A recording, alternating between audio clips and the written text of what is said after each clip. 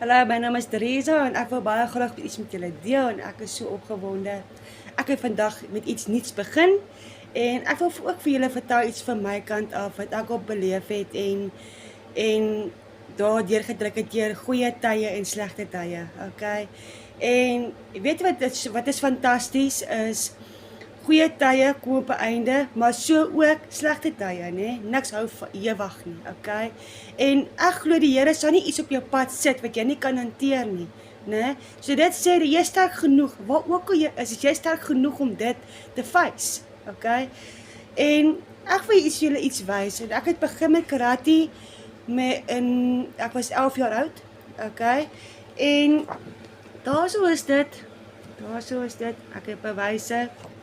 En mense, ek het 2 keer gedryf in karate. Ek is eerlik, ek gaan nie jok nie. En ek het dit aangehou. Ek het nie op my eerste gradering wat ek gedryf het, net gesê, ag nee, nou pak ek my tasse op en nou gaan ek nie. Want as ek my tasse opgepak het met my eerste gradering wat ek gedryf het ek nie vandag my swart pad gehad nie. Daar is dit. Nou mense, hoekom ek hierdie nou sê is, die wat nou wen, né?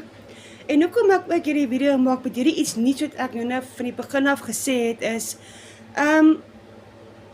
ek wil julle baie graag uitnooi na die Literacy Builders program toe, klasse.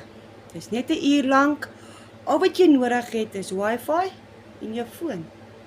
So, as u dalk belangstel en u wil baie graag extra inkomste maak van die huis af of waar ook al, asseblief, u kan my WhatsApp en sê klas en ek stuur vir julle die link en ons Literacy Builders hou daarvan om nuwe gesigte te sien en ons behandel mense asof ons mekaar jare ken. Okay. Ag, maar baie dankie dat jy geluister het en ek waardeer dit so baie. Ek hoop jy het hierdie video regtig geniet. Jy moet 'n lekker dag verder hê. Bye bye.